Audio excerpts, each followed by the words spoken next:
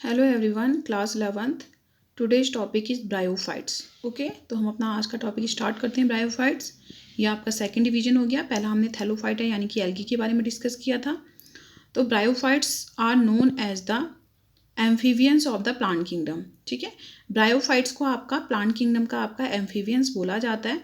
अब देखो क्यों बोला जाता है आपका इनको प्लांट किंगडम का एम्फीबियंस, बिकॉज ये आपका मेनली क्या करते हैं, आपका लैंड पे सर्वाइव करते हैं, लेकिन इनको रिप्रोडक्शन के लिए वाटर की क्या होती है, आपकी रिक्वायरमेंट होती है। इसीलिए इनको प्लांट किंगडम का आपका एम्फीबियंस बोला जाता है। बहुत ही इंपॉर्टेंट पॉइंट है। तो first point is that bryophytes include the various mosses and liverworts. Bryophytes आपका मॉसेज और लीवर वॉट्स को क्या करता है, आपका इंक्लूड करता है। यानी कि ये इसके टाइप्स हो गए, इनके बारे में भी हम डिस्कस करेंगे। They are non vascular embryophytes. ठीक है, अब ये देखने वाली बात है कि इससे पहले हमने एल्गी के बारे में पढ़ा। एल्गी आपके नॉन वेस्कुलर भी होते हैं और आपके नॉन एम्ब्रियोफाइट्स भी होते हैं, यानी कि ना ही उसमें आपका वेस्कुलर बंडल प्रेजेंट होते हैं और ना ही उसमें क्या होता है, आपका एम्ब्रियो का फॉर्मेशन होता है। जो जाइगोट होता है वो आपका स्पोर्स फॉर्म करके जू स्पोर्स फॉर्म करता है आपका, और आपका जू स्पोर्स न्यू प्लांट को क्या कर देते हैं, आपका जर्मिनेट कर देते हैं। लेकिन कोई भी आपका एम्ब्रियोनल स्टेज नहीं आती है। लेकिन आपके जो ब्रायोफाइट्स हैं, ब्रायोफाइट्स आपके नॉन वेस्कुलर प्लांट होते हैं, यानी कि इनमें आपका वेस्कुलर सिस्टम तो एब्सेंट होगा, लेकिन ये आपके एम्ब्रियोफाइट्स होते हैं। इसमें आपका एम्ब्रियो का डेवलपमेंट होता है, एम्ब्रियो का फॉर्मेशन होता है। ये दोनों कंपैरिजन वाली बातें हैं। Characterised by the presence of an independent gametophyte and parasitic sporophyte.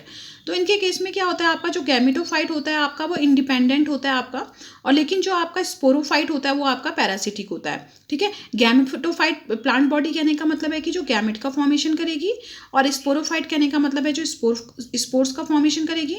तो गैमेटोफाइट तो क्या है, आपका इंडिपेंडेंट है, उसको किसी की रिक्वायरमेंट नहीं है, वो फोटोसिंथेसिस करेगा, अपना फूड खुद बनाएगा। लेकिन जो स्पोरोफाइट है वो आपका गैमेटोफाइट के ऊपर क्या रहेगा, आपका डिपेंडेंट रहेगा। इसका मतलब ये हो गया कि जो प्लांट बॉडी होती है वो आपका गैमेटोफिटिक होती है। ठीक है, इसके बाद जब हम देखेंगे तो प्लांट बॉडी क्या होगी, आपकी स्पोरोफिटिक होगी। आपका एंजियोस्पर्म हो गया, जिम्नोस्पर्म, उनमें क्या होता है, प्लांट बॉडी आपका स्पोरोफिटिक होती है, और गैमेटोफाइट क्या होता है, आपका एक छोटी स्टेज होती है। Now, first point, that is the habitat.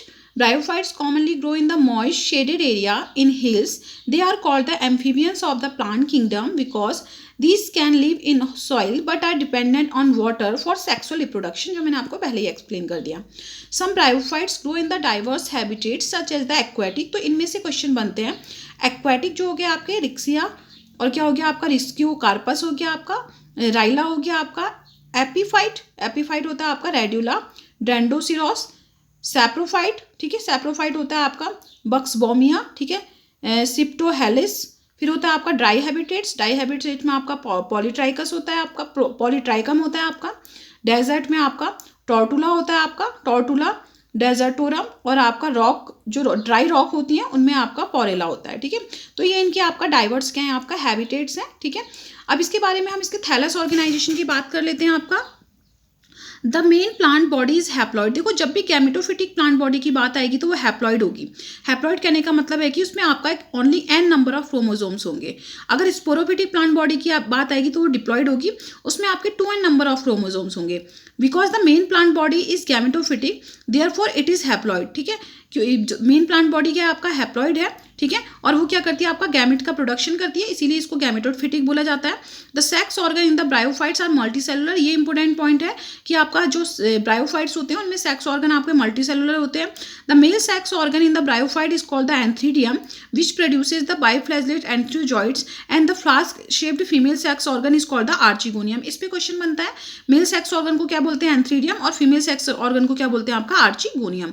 Archegonium आपका फ्लास्क शेप होता है आपका। ठीक है, और जो एंथ्रीडियम होता है वो एंथ्रीजॉइड्स यानी कि जो आपके स्पर्म्स होते हैं उनका आपका प्रोडक्शन करता है, जो बाइफ्लैजेलेटेड होते हैं आपके।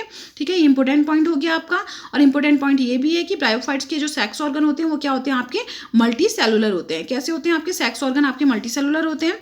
थैलस ऑर्गेनाइजेशन की बात करें आपका, तो the plant body of the bryophyte is more differentiated than that of the algae. Algae के कंपेरिजन में प्लांट बॉडी आपका ज़्यादा डिफ्रेंशिएटेड होती है।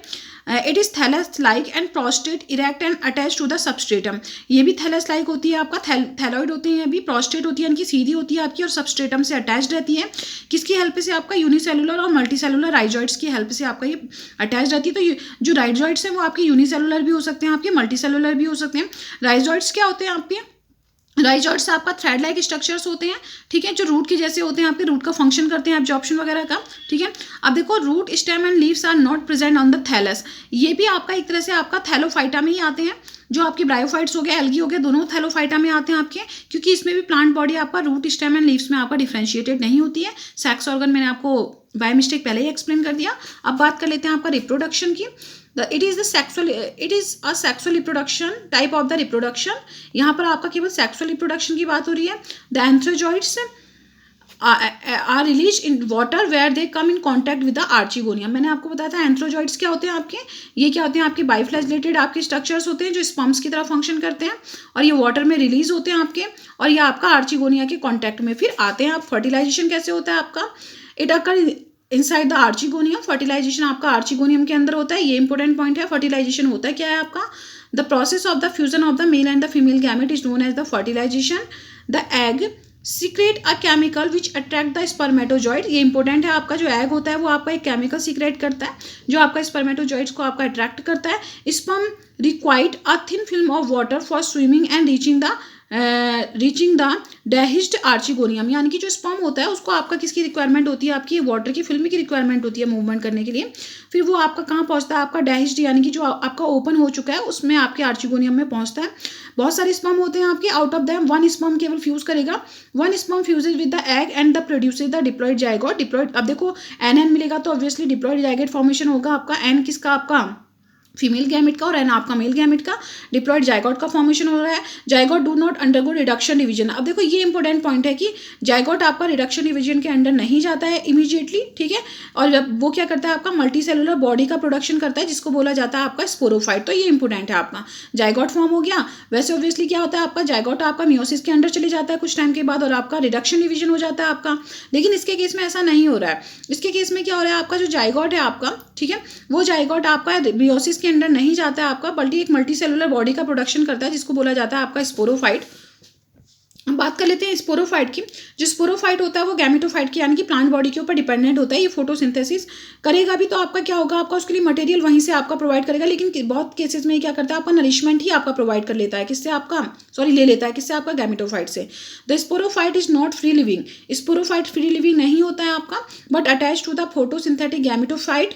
या आपका गैमेटोफाइट के ऊपर अटैच रहता है, और मैंने आपको बताया कि गैमेटोफाइट फोटोसिंथेसिस करता है and deriving nourishment from it, और उससे अपना नरिशमेंट लेता है। Some cells of the sporophyte undergo reduction division. कुछ सेल्स होती हैं आपकी स्पोरोफाइट की जो रिडक्शन डिवीजन के अंडर जाती हैं आपकी, और आपका हैप्लॉइड स्पोर्स का क्या करती हैं, आपका फॉर्मेशन करती हैं। फिर हैप्लॉइड स्पोर्स होते हैं आपके, ये जर्मिनेशन के बाद क्या करते हैं, आपका गैमेटोफाइट का क्या करते हैं, आपका हैप्लॉइड गैमेटोफाइट का क्या करते हैं, आपका फॉर्मेशन करते हैं, ठीक है। अब बात कर लेते हैं आपका स्पोरोगोनियम की, ठीक है। स्पोरोगोनियम क्या होता है आपका, the sporophyte of the bryophyte is called the sporogonium because it is mainly dependent and meant for the producing spore. वो कह रहा है कि जो स्पोरोफाइट होता है, जो जिसकी हम बात कर रहे हैं, इसी को आपका स्पोरोगोनियम बोला जाता है, क्योंकि ये मेनली क्या होता है आपका डिपेंडेंट होता है आपका, और क्या करता है आपका प्रोडक्शन करता है किसका, आपका स्पोर्स का। अब बात कर लेते हैं हम किसकी, आपकी लाइफ साइकिल की, ठीक है। लाइफ साइकिल के बारे में हम डिस्कस कर लेते हैं। Okay, now next is the life cycle. Bryophytes have the heteromorphic alternation of generation. Obviously heteromorphic होगा, क्यों होगा, आपका जो गैमेटोफाइट है वो आपका क्या है, आपका हैप्लॉइड है, जो स्पोरोफाइट है वो आपका डिप्लॉइड है, तो आपका हेट्रोमॉर्फिक हो गया। आपका दो स्टेजेस आ गई आपकी, हैप्लॉइड एंड डिप्लॉइड कंडीशन।